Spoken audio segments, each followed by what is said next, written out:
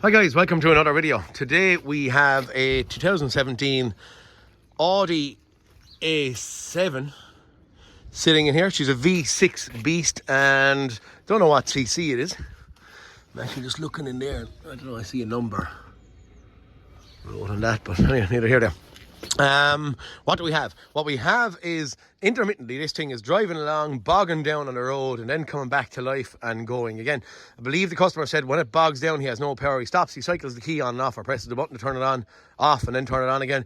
And it has been diagnosed before us as a timing chain related problem. Now we don't have any cam crank correlation faults. We do have one or two faults inside in the transmission, which is something to do with torque or something along those lines. We have started it from cold start. When we start from cold start, we have a and then it goes away out of it and now it's gone quiet. So what we are doing, our task with doing today, is a timing chain on it, or I think there's 3 timing chains on it. So today what we're going to do is we're going to drop the engine gearbox out. We're going to get the gearbox off the back of it, take off rocker covers, etc. while it's on the ground too tight in there, and we're then going to renew a timing chain. I have Mr. AC from Dacia Diagnostics in here with me, and the reason we're tagging each other on this, well, at least my mindset is that these big jobs or big undertakings are easier when you're going in tandem or with the two of us. So potentially both of us dropping the thing out on the ground, I'd probably get in there and do the timing chain, and then both of us dropping it back up or hanging it back up in the into the situation or situ. Yeah, I suppose what we're going to try now is do a fast turn of the key, see can we audibly hear this chain rattling and move forward from there. Have heard it before, car stopped overnight, so hopefully we'll hear jingle or rattle or something. As I said, no warning lights on the dash, just a jingle we're hearing. Give it a start and we'll just see, can we hear this thing? If it starts.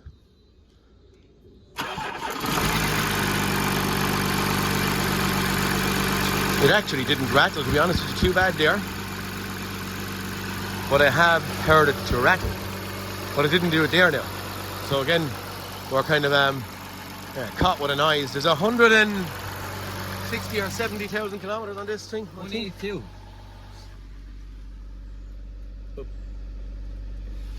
182,000 kilometers. Yeah, neither here nor there. I have told the man that I don't know if this is the actual ailment that's causing it to bog out on the road, that he may have further ailments to do with his gearbox. Didn't rattle there at all actually on this occasion. Anyway, they're very, very prone to fail. Man wants the timing chain done and we are doing the timing chain. So we'll roll on with the video. No failure in there, but there is some kind of jingle in there that I did hear previously, okay? We'll roll on. If it gets long I might put it into 2 parts, but other than that we're going to 1 if we can. If 2 is better, maybe it might be a nicer way to go, okay? We've pulled her in, stuck it up in the lift and started our disassembly process. So what we've done and we've chosen to do was take the harness, wiring harness, Alan has actually taken off that, at the back underneath the windscreen, just to get it out.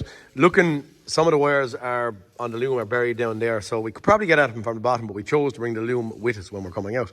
We're taking out this, I'm actually doing that, coolant pipes, etc. off, air intake pipes off, airbox out, fuel lines off along here. Yeah, we're starting to getting through our bit of stripping up top, and we're going to, I suppose in the next 20 minutes or so, run underneath, take off a few under trays, see what we're up against in there. It's our first one, so we haven't done this before, so a bit unknown territory for all of us. Yeah, that's kind of it. We'll just keep on rolling on. We're gone down underneath. We've pulled off a couple of bits of under tray from the bottom. We're sizing up the suspensions to see what way we're going to bring it down. We're going to bring it down sitting on the subframe, okay? So the whole lot in theory is going to be left down on our hydraulic lifting table. Taking off steering column, water pipes in there. We're after taking off the exhaust, but I'm going to tell you straight and fair, with the drive shaft it's kind of a funny one because we believe it should slide out either here or here, but we don't have enough room between the rear diff and the actual gearbox. So what we've chosen to do, and it doesn't flex enough in the middle to, you know, I don't know how you do it, you know, fold the other way, if that makes sense. So what we're debating on is actually pulling out a couple of bolts, dropping our engine down slightly. When we start to lift the car off the engine, that maybe the whole lot will push forward a half an inch to give us the clearance on our drive shaft. Maybe there's an easier way, but we can't see it right now at this point in time. So that's what we're thinking about doing. Taking out a couple of bolts out of the subframe. What we're choosing to do in here also is potentially take out those 2 bolts here, take out the 3 bolts on the top of the struts. We're also going to press the brake ever so slightly so we don't lose brake fluid, and disconnect the hydraulic brake lines and ABS sensors, etc. up around here. Shouldn't be too big of a deal. And we're bringing our total suspension, steering rack, etc., hubs and all with us when we're dropping it down on the ground. Not on the ground, but you know, dropping it out.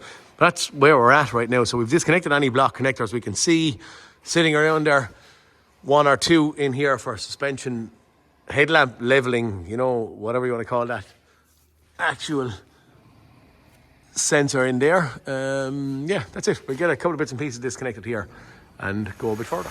On the suspension, top bolt was stuck in it, so we unbolted the 2 arms from the actual car. Underneath then there's a little AdBlue pipe running up around here. Coming back, we have that taken off and fed back. We also took off the gearbox mounting and got up at the gear cable that sits on top. Hard to see. So the gear cable was just popped off the gearbox, and then 2 bolts holding it on. Yeah, and it's taking off an intercooler pipe and a water pipe here at this stage. We're getting very close to dropping this thing out on the ground, and we'll just get a bit of room then and see what we're up against. Et voila, lads, engine, gearbox. Sticking out on the ground.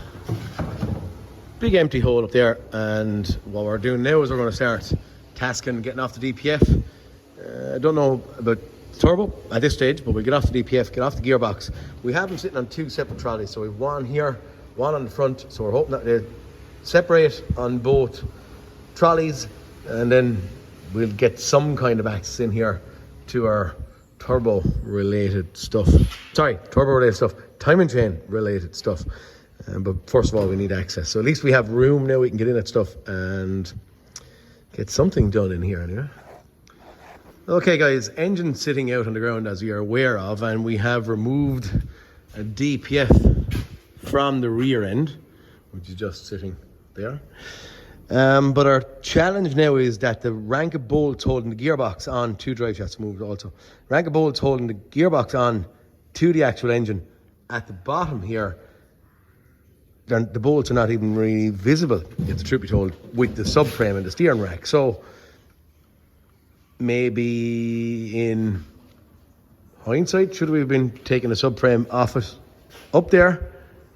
Or what we're debating on now is trying to lift the actual engine with an engine crane, leave the gearbox on the back, drop off the subframe and just 2 bolts and a couple of bits of wiring harnesses, roll that subframe out on that tray with our engine crane coming in from this side. It's one frame of thought. The other one is to get the engine crane to take the weight, move that into a different position so the subframe will drop down so we can get into the bolts, and then reinstate it in there so we can move our engine forward or backwards from the gearbox, or the gearbox forward and backwards. But just one to watch out. I will let you know what I'm going to do, but right now I'm just kind of pondering. We need to get in at start our bolts, etc. We're going to have to unbolt the torque converter. I'm thinking maybe we might pull off the alternator on the front to get in that way, just to get the gearbox separated from the actual engine itself. Holding the front of the engine, and we dropped the actual subframe down on just an actual jack. Dropped the subframe down on a jack, supported the back of it with axle stands, and then we just, when it was on the ground, we skidded it out, carried it over there. At this stage then, we're able to get in or get access to these bolts that are up and in here, and also for the torque converter or flywheel or whatever the heck is in there, we have the oil cooler removed off the bottom. There's a little plastic cover then, that comes off for us to get in at the bolts in here. They're actually going in this way, so they spin out that way from the flywheel. And we also, anyone that has done a clutch on one of these things will know, whether it's manual or automatic, that this actual half shaft, we're going to call it, or whatever you want to, the official name is for it, has to come out and slide out before the gearbox is going to come off. With the torque converter or dual flywheel, whatever the heck it is, in situ, it's all going to come off in one piece and give us access to the back of the engine. I suppose that's the next step. Pull out these, spin our engine around. Alan is getting set up there with a ratchet or something on the crank itself, and yeah, get into these couple of bolts, spin them off, send it out. Gearbox off. 6 bolts we got in it, which were sitting just in there. Gearbox pushed to one side, tray out, gathering all the engine tear down bits and pieces. Timing chain is sitting in behind that cover there. I suppose a word of warning, I have seen lads put these things back together and forget that little plate. It's a tone ring for the crankshaft position sensor. I was going to try and take it out, but it's getting caught in my trolley there, so I'm not going to take it off at this point. Anyway, we're rolling on up the top. Alan is on one side. Over here we have rocker cover, gaskets, etc. ordered for this thing, injector washer, seals, all that stuff. Didn't actually order them in my timing kit. Timing chain kit came from the dealers, and a lot of stuff there, but I ordered these separately, I believe, anyway, rather than, I think they're not in the bag, basically, is what I'm saying in the box. I'm taking this side apart. The 2 exhaust manifolds are off it. We're in the turbo. Turbo will have to come off. What can I show you? I suppose there's only silly little bits, throttle bodies, I'm going to call them. Some people will argue and say it's not called a throttle body, but anyway, that's what I'm calling it there now. Fuel rails are coming off. Trying to get a bit of access in it. Rocker covers to get the 2 or both of the rocker covers off. Once we're in at that, then I'm going to start running out a couple of bolts around here to try and get a visual on our chain and start making a plan for renewing that. But at this stage anyway, fingers crossed, our 3 injectors on this side and the 3 on that side that Alan is on are going to come out some way handy or easy. Fingers crossed. But that's it, we're getting in at the rocker cover. I also did find a bolt loose here on the bottom of the throttle body, so that could give me a lot of this oil residue I have down here, because it was not sealing in there whatsoever. It was sitting in there but not tight. So potentially boost leak, getting out, blowing a bit of oil with it from our turbocharger. That's it. Going to continue on. Injectors out, rail off, rocker cover off on this side and on Alan's side over there. Back on our engine. Luckily, injectors come out relatively easy. I did need to remove kind of an intake pipe here that was a little bit awkward. I can't see any easy route to get in at the bottom bolt, so I just had to go in from out here with a long Torx driver. It came out then handy enough in order for me to get my rocker cover up off the head. Alan got his one up relatively easy on that side. On the turbo, we have it removed at this stage. Turbo, couple of bolts fitting around the place. We brought that EGR, I think it's an EGR pipe anyway. It is. We brought that EGR pipe up, out through the middle of the V in 2 banks. Just to make life easier, we could get at access the 2 nuts on the front relatively easy, and it came with us out. Also then I took off a little cover sitting here over the top section of the timing chain. I'm trying not to disassemble the top if needs be, I will, but if it doesn't, well, lo and behold, I'm trying not to. So that 1 bolt in there, I just got at with my Nipex pliers, screwed it out. She stops about maybe 1 or 2 threads from coming out when it touches off of that EGR cooler. So I just put a little pry bar in there, and I just gave it the bare little, I didn't even put a pry bar in there. It was only I don't know what I call it, a trim removal tool. Where do I have it? That's the cover sitting just there, and that's, I think it's that bolt or that bolt, but I only got that in, and I was able to get a small little tug. You can see exactly the amount I got, just to get out the bolt in here without disassembling the top. At this stage, I suppose we're into cover, and then our main timing cover on the back of the block itself. It's another 25 or 30 volts, and we should be in it, chain in its entirety.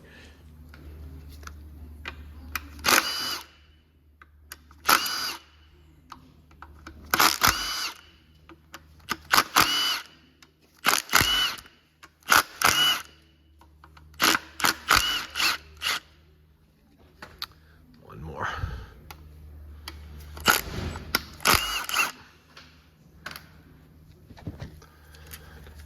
2, 3, 4, 5, 6, 7, 8. I have a good few more gone out of it. But I think it's just a little. I'm thinking.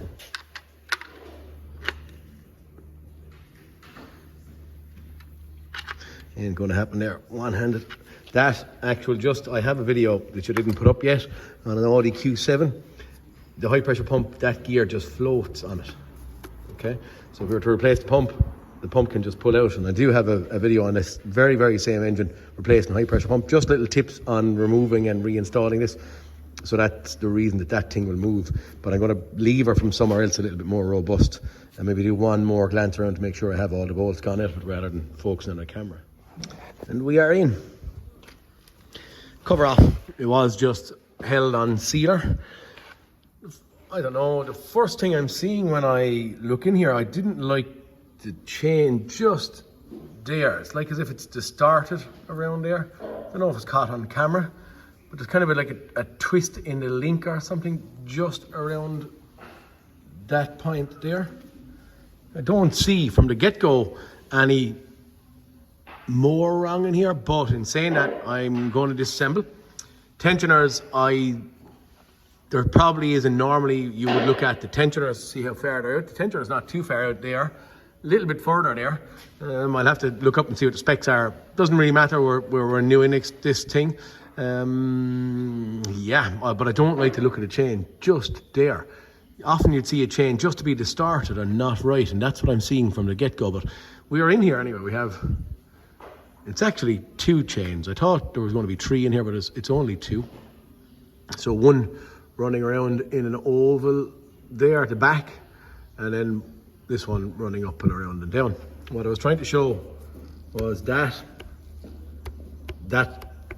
gear only sits or slides on. What it does or allows is that the pump will slide out and slide back into position with a toot missed just there.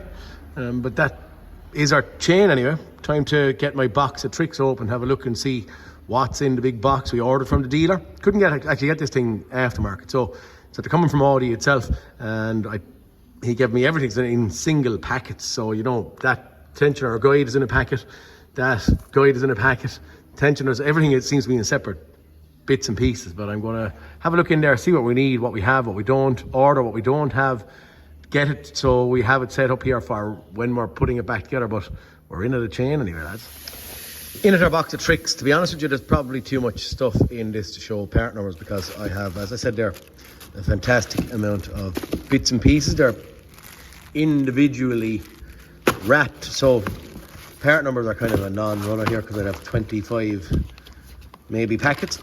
So chains, guides, luckily I didn't think I had, but I have rocker cover gaskets in them, so fair play. We actually have new injector bolts, we have injector washers, I saw them in there somewhere. All the guides, and these little things, they're nice, aren't they?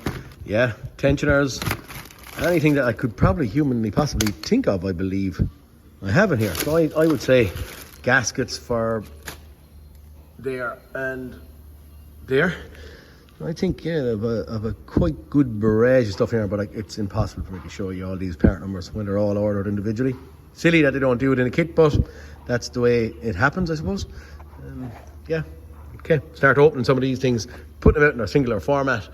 When I'm looking, I can see what I have, what I need. When I separate them, and then I'll start the switcheroo process. Interestingly enough, guys, while I'm sitting here and just having a little look and pondering on it, what I noticed when I said my chain wasn't nicer on that angle, I just went and I had a look, and lo and behold, my chain is flopping around the place at that point. Yeah, only just something that I see when I'm standing in here. We'll get the parts off, as I said, and try and see, can we find more wrong in here. Guys, I'm just thinking at this stage, maybe I'll close it up. It's 20 or so minutes long. Maybe I'll close it up and go into a part 2 for the specifics on changing chains. I do know, and I do see here, we have a gasket for the opposite side, and I do know there is a chain on the front, a small one, which I probably wasn't going to go in there, but if I do have the parts, I may as well. So maybe I think I'll close it up with this, and I will just, yeah, stop it here and roll on into a part 2. I'm just thinking it might be nicer or easier. And I could probably give a bit more detail maybe on changing these things around. So hopefully, pick into part 2. You know, I normally throw up one a week, so it might roll into 2 weeks. Yeah, that's it. An Audi A7, 2017 Audi A7, timing chain so far. Engine, gearbox out on the ground, subframe off, and into the actual timing chain. My barrage of bits to be organised, I suppose, somewhat, and then we'll run into our timing chain procedure. I have no special tools for this. I didn't preempt it, I didn't think about it, I just said I'd get this thing out on the ground, get a visual on it and see where I go. The only thing I believe I need is a crank locking pin, and anyone that watches me knows me, and I'm a bit of a kind of a positive thinker rather than a negative thinker. Is that the way I'll phrase it? So right now I'm going to think positively, and I'm going to think that worst case scenario, I get this thing timed up. It hasn't jumped teeth, it hasn't broken, so specifically we don't rightly need it right now. We just need to be sure that our 2 chains, and I don't know if there's another one on the other side to be done or not, are back on in the exact same place. It was running, was driving with no cam crank correlation faults, just a rattle on startup. That I'm probably blaming that little bit there when I just had the engine sitting. To blame for that, as I said there, I don't know whether it's tensioner or stretch chain or what the heck, but we'll roll on. We're changing this thing anyway. So I'm going to close it up there and move on to part 2, and I'll talk to you all in the next cartoon. Peter Kennedy signing out. Hopefully some of my hints and tips are some bit of good to you. Please like and subscribe, and I'll see you in part 2.